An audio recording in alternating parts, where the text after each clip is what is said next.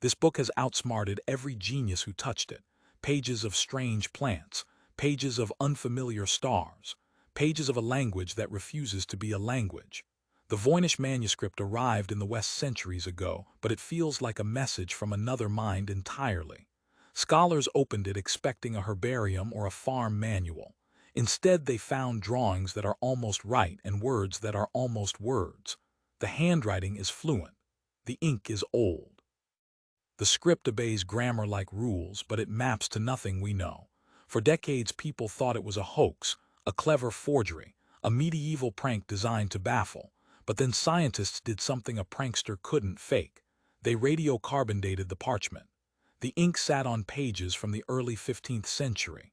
The pigments match materials from that era. That killed the easy explanations. Whoever made it did it long before modern forgery was possible.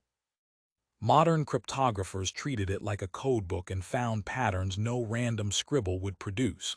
Certain symbols cluster like prefixes. Some word lengths repeat like a living language. Machine learning found syntax. Not sloppy gibberish, but the skeleton of meaning. But what does it say?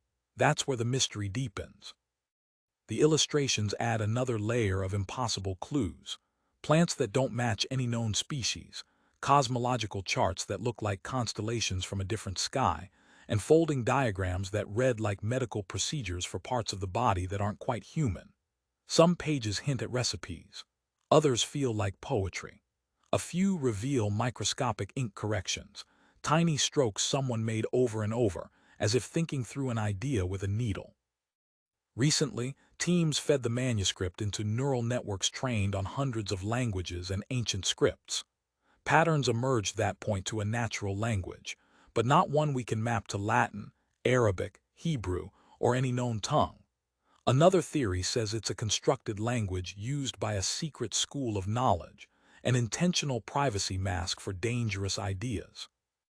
Imagine a group of medieval scholars hiding botanical breakthroughs, medical secrets, or religious heresies behind their own private grammar. Imagine a single lonely author pouring obsessions into a private notebook, confident no one would ever understand. That's the emotional core of the Voynich. A mind speaking across 6 centuries and leaving us only the sound of its voice. We're still listening, leaning close, decoding breaths between the letters. If you love mysteries that refuse to die, hit follow and join the hunt. There are whole libraries of riddles waiting. Subscribe and don't miss the next one.